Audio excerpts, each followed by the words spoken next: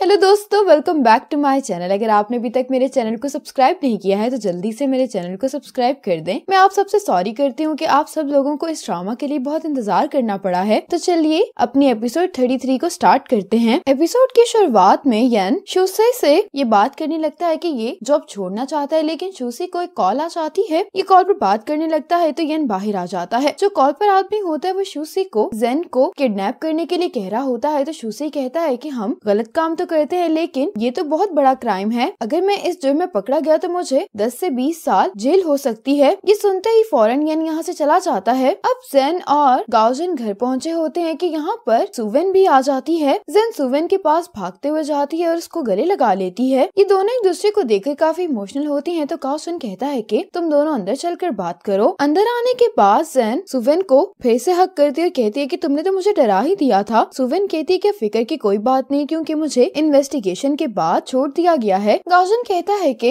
अब काफी देर हो गई है तो मैं चलता हूँ। ये जेन को गुड बाय कहकर यहाँ से चला जाता है। अगली सुबह जेन को लगता है कि जैसे दरवाजे के बाहर कोई है। ये डोर होल से देखने के लिए जाती है तो बाहर तो कोई भी नहीं होता। जेन अपने शक को दूर करने के लिए दरवाजा भी खोलकर देखती है और यहाँ पर जेन को एक छोटा सा नोट मिलता है। इस नोट पर लिखा होता है कि तुम अपना ख्याल रखो, क्योंकि कोई तुम्हें किडनैप करना चाहता है। और ये नोट और कोई नहीं बल्कि यन ही देने के लिए आया होता है। यन जल्दी जल्दी जेन के अपार्टमेंट से निकल रहा होता है। इसके बाद जेन और गाओजन बाहर आए होते हैं तो जेन गाओजन को ये नोट दे देती है। गाओजन ये देखकर परेशान हो जाता है और जेन से पूछता है कि तुम्हें किसने दिया। तो जेन कहती है कि मुझे किसी ने नहीं दिया, बल्कि मुझे ये अपने दरवाजे के बाहर से मिला है। गाओजन ये सुनकर परेशान हो जाता है। दूसरी तरफ हमें मिस शेन को दिखाया जाता है, जो कि कॉल पर बात करते हुए कह रही होती है कि मुझे 10 मिलियन यॉन मिल गए हैं और कह रही होती है कि ये एक अच्छा स्टार्ट है। ये कह रही होती है कि हमें इतनी जल्दी उसको कॉर्नर पर लगाने की कोई जरूरत नहीं है, वो इतनी जल्दी इस ट्रैप से नहीं निकल पाएगा। इसके बाद जेन और गाओजन घर पर वापस आ जाते हैं। जेन गाओजन से कहती है कि तुम इस सामान को किचन में रखो, मैं सुवेन को जगा कर आती हूँ। ये रूम में जा रही होती है कि इतने में सुवेन रूम से बाहर आ जाती है। जेन कहती है कि क्या हमने तुम्हें जगा दिया। तो सुवेन कहती है कि तुमने कब से जॉगिंग स्टार्ट कर दी। जेन कहती है कि गाओजन चाहता है कि मुझे थोड़ी सी एक्सरसाइज करनी चाहिए। गाओजन जेन के पास आते हुए कहता है कि जेन वीक है, इसीलिए इसको हर सुबह जॉगिंग करनी चाहिए। ये दोनों ऐसे प्रिटेंड कर रहे होते हैं जैसे ये कपल होते हैं, लेकिन सुवेन इनको बहुत गौर से देख रही होती है। जेन कहती है कि तुम ऐसे क्या घूर रही हो। सुवेन कहती है कि एक सिंगल इंसान के सामने अपने रिलेशनशिप की शो ऑफ करना अच्छी बात नहीं है। जैसे ही सुवेन बाथरूम में चली जाती है तो जेन गाओजन के हाथ पर मारते हुए इशारा करती है कि इसको साइड पर करो। गाओजन भी ये देखकर किचन में चला जाता है। फिर जब ये तीनों ब्रेकफास्ट कर रहे होते हैं तो जेन सुवेन से पूछती है कि तुम्हारा आगे का क्या प्लान है। सुवेन कहती है कि मैं कुछ दिन तुम्हारे साथ रुकना चाहती हूँ। जेन कहती है कि तुम्हें मेरे बारे में परेशान होने की कोई जरूरत नहीं है। गाओजन मेरा केस हैंडल कर रहा है, इसीलिए तुम गोंगजा वापस चली जाओ। सुवेन कहती है कि तुम्हारे पास दो ही ऑप्शन है, प्यार या फ्रेंडशिप, तुम्हें इनमें से किसी एक को चुनना होगा। सुवेन जेन से कहती है कि तुम ये किस तरह की बातें कर रही हो। सुवेन कहती है कि मैं तुम्हें और टीज नहीं करूंगी, मैं जानती हूँ कि तुम्हारे लिए फ्रेंडशिप ज्यादा इम्पोर्टेंट है। ये कहने लगती है कि अब मुझे मालूम हो गया है कि गाओजन तुम्हारे साथ है, तो मैं तुम्हारे बारे में इतनी परेशान नहीं हूँ। इतने में गाओजन को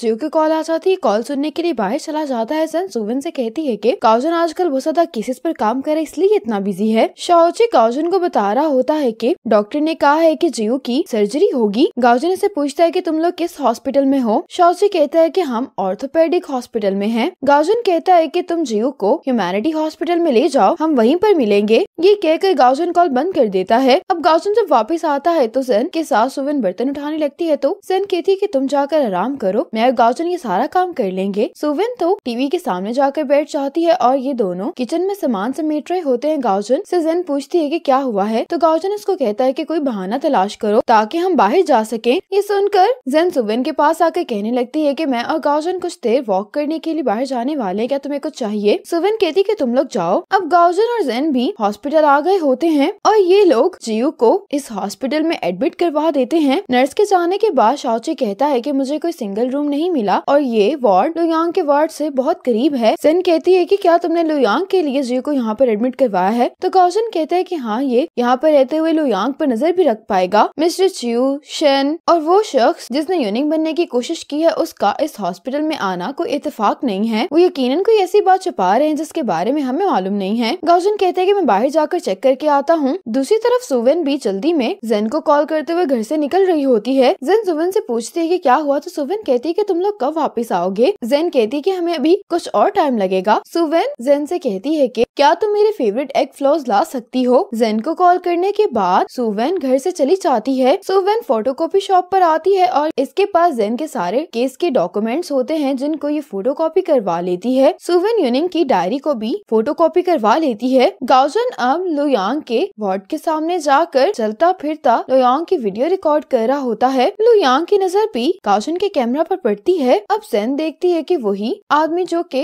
इसके घर पर लोन लेने के लिए आया होता है वो लुयांग के रूम में जाता है। गाओजन जैसे ही वापस आता है जेन को बताता है कि लुयांग अपनी मेंटल डिसेबिलिटी का ड्रामा कर रहा है। जेन कहती कि फिर मुझे उसके पास जाना चाहिए तो गाओजन कहते हैं कि अभी ये सही वक्त नहीं है। जेन कहती है कि सुवेन ने मुझे उसकी फेवरेट एग फ्लोस लाने के लिए कहा है। गाओजन कहते हैं कि चलो हम वो ले लेते हैं। तो जेन कहती लेकिन हमें वहाँ तक जाने के लिए 1 घंटा लगेगा। लेकिन गाओजन कहता है कि हम इसका भी कोई हल निकाल लेंगे। ये कहकर ये जेन को यहाँ से लेकर चला जाता है और सुवेन भी जेन के घर पहुँचने से पहले घर वापस आ जाती है। जैसे ही दोनों घर पर पहुँचते हैं तो यहाँ पर वो पहले से ही वो एग फ्लोस लेकर इनका इंतजार कर रही होती है। वो जल्दी से आकर ये एग फ्लोस गाओजन को दे देती है। दूसरी तरफ सुवेन जल्दी से सभी डॉक्यूमेंट्स को उनकी जगह पर रख रही होती है और फिर सुवेन जेन के लैपटॉप में भी जो काम की फाइल्स होती हैं उनको अपनी यूएसबी में कॉपी कर लेती है। फिर सुवेन जल्दी से अपना बैग खोल रही होती है तो इतने में यहाँ पर गाओजन और जेन भी आ जाते हैं। जेन रूम में आकर इससे कहती कि तुम क्या कर रही हो। तो सुवेन कहती कि मैं अपना सामान पैक करके वापस जा रही हूँ क्योंकि मैं तुम दोनों के दरमियान थर्ड व्हील नहीं बनना चाहती। जेन कहती कि मैंने जाने का कहा था लेकिन इतनी जल्दी भी नहीं। तो सुवेन कहती है कि मैंने 1 बजे की टिकट बुक करवा ली है। जेन इसको कहती कि क्या तुम कुछ टाइम के लिए और नहीं रुक सकती। सुवेन कहती है कि फर्म चाहती है कि मैं जल्दी से वापस आ जाऊं। वैसे भी मिस्टर शू ने मुझे कहा है कि मैं कुछ अरसे के लिए गोंगजाओ में ही रहूं। जेन कहती कि ठीक है फिर मैं तुम्हें ट्रेन स्टेशन तक छोड़ देती हूँ। फिर ये दोनों सुवेन को ट्रेन स्टेशन पर छोड़ने के लिए आ जाते हैं। सुवेन और जेन एक दूसरे को गुड बाय कह रही होती है। सुवेन जेन से कहती है कि मैंने तुम्हारे बेडरूम के ड्रॉर में एक कार्ड रखा है, उसका पासवर्ड तुम्हारी बर्थडे की डेट है, उसमें जो भी पैसे हैं वो तुम इस्तेमाल कर लेना। जेन इसको कुछ कहने लगी होती तो सुवेन कहती है कि तुम कुछ नहीं कहोगी। जेन कहती कि ठीक है मैं वो पैसे इस्तेमाल कर लूंगी। सुवेन जेन को गुड बाय कहकर जाने लगती है तो ये गाओजन से कहती है कि तुम मेरे पास आओ, मुझे तुमसे कुछ बात करनी है। सुवेन गाओजन से कहती है कि तुम जेन के साथ सही से बिहेव करना और ये इसको जाते हुए टेंशन कहती है क्योंकि सुवेन को भी गाओजन की आइडेंटिटी के बारे में मालूम हो गया होता है। अब वापस जाते हुए गाओजन जेन से पूछता है कि सुवेन के अलावा तुम्हें और कौन बहुत अच्छे से जानता है। जेन कहती है कि यूनिंग। गाओजन कहता है कि वो काउंट नहीं होगा। जेन कहती है कि तुम्हें मुझे अपने क्लाइंट का नाम बता दो जिसने तुम्हें हायर किया था। तो गाओजन कहता है कि मुझे ये केस जियो की कंपनी से मिला था और उसकी कंपनी अपने क्लाइंट की आइडेंटिटी को बहुत प्रोटेक्ट करती है, लेकिन वो जो कोई भी होगा वो तुम्हें बहुत अच्छे से जानता है। जेन गाओजन से कहने लगती है कि तुमने मुझे बताया था कि लुयांग मेंटल डिसेबिलिटी का ड्रामा कर रहा है, तुम्हें ऐसा क्यों लगा। गाओजन कहते क्योंकि अगर वो ठीक हो जाएगा तो पुलिस उससे इंक्वायरी करेगी कि आखिर वो उस रात वहाँ पर करने के लिए क्या गया था, और दूसरी वजह ये हो सकती है कि उसको किसी से खतरा हो इसीलिए वो ये ड्रामा कर रहा है। अब लुयांग को उसका अंकल लेकर जा रहा होता है और इन दोनों को येन देख रहा होता है। दूसरी तरफ मिस्टर फांग किसी से फोन पर कह रहे होते हैं कि मैं तुम्हें पहले ही 10 मिलियन यॉन दे चुका हूँ, अब तुम्हें मुझे थोड़ा सा वक्त देना होगा क्योंकि हम 100 मिलियन के बारे में बात कर रहे हैं। जो फोन पर होता है वो मिस्टर फांग से कहता है कि मेरे सामने गरीब होने का ड्रामा नहीं करो क्योंकि मैं जानता हूँ कि तुमने एनी ट्रेवल से 100 मिलियन यॉन से भी ज्यादा पैसे चुराए हैं। मिस्टर फांग कहता है कि वो पैसे अकेले मेरे नहीं हैं। तो ये कहता है कि मुझे इस बात से कोई फर्क नहीं पड़ता, तुम्हारे पास सिर्फ 3 दिन है। मिस्टर फांग गुस्से में कहता है कि मैं तुम्हें तो तलाश नहीं कर सकता लेकिन यूनिंग में तुम्हारी वाइफ जेन को जरूर तलाश कर सकता हूँ, इसके बारे में तुम सोचना। तो ये कहता है कि अगर तुम उसको नुकसान पहुंचाना चाहते तो तुम पहुंचा सकते हो। ये कहकर ये कॉल बंद कर देता है। मिस्टर फांग जल्दी से कॉल करके कहते हैं कि इस नंबर को जल्दी से लोकेट करवाओ। साथ ही मिस्टर च्यू मिस्टर फांग के पास आकर बताने लगता है कि ये कॉल उसी लैंडलाइन से आई है जो कि ह्यूमैनिटी हॉस्पिटल के करीब है। मिस्टर च्यू कहता है कि मुझे बताया गया है कि लुयांग आज फिजियोथेरेपी के लिए गया था और वो उस टाइम में टॉयलेट यूज करने के लिए भी गया था और उसी वक्त आपको ये कॉल आई है। मिस्टर फांग गुस्से में कहते हैं कि आखिर उसकी इतनी हिम्मत कैसे हुई। अब जेन सोने के लिए लेट गई होती है, इसको एक मैसेज आता है जिसको देखते ही ये स्टडी का दरवाजा खटखटाती है। गाओजन थोड़ा सा दरवाजा खोलता है क्योंकि इसने शर्ट नहीं पहनी होती और ये देखकर जेन बहुत ही ज्यादा हैरान हो जाती है। ये गाओजन को अपना फोन दिखाती है। गाओजन कहते कि फिर से एक अननोन नंबर से टेक्स्ट आया है तुम्हें। जेन कहती कि हाँ। गाओजन ये मैसेज देखने के बाद जेन को इसका फोन वापस करके दरवाजा बंद कर लेता है और अब दिखाया जाता है कि येन अपने फोन से एक सिम को निकाल कर तोड़ा होता है, फिर ये इसको डस्टबिन में फेंक देता है। अब जेन और गाओजन शाओची के पास हॉस्पिटल आ गए होते हैं। शाओची गाओजन को बताते हैं कि मैं लुयांग को देखने के लिए गया था, उसके डैड अभी भी उसके पास हैं। गाओजन शाओची से कहता है कि तुम अभी चले जाओ, रात मैं रुकूंगा। शाओची कहते हैं कि ठीक है फिर मैं कल सुबह आ जाऊंगा। ये कहकर ये चला जाता है। अब ये दोनों वेटिंग एरिया में बैठ जाते हैं। गाओजन जेन से पूछता है कि तुम पहले लुयांग के वार्ड में गई तो थी वहाँ पर तुम्हारी मुलाकात किसी और से हुई थी? तो जेन कहती कि नहीं, वहाँ पर तो सिर्फ लुयांग के पेरेंट्स ही थे और साथ ही यहाँ पर लुयांग का अंकल आ रहा होता है। ये दोनों बहुत गौर से लुयांग के अंकल को देख लेते हैं। अब यहाँ से एक आदमी बाहर आ रहा होता है जिसको देखकर गाओजन जेन को छुपा लेता है क्योंकि वो लुयांग का डैड होता है। लुयांग के डैड के जाते ही गाओजन और जेन लुयांग के रूम के बाहर आकर खड़े हो जाते हैं। इसी मोमेंट पर एपिसोड 33 खत्म हो जाती है।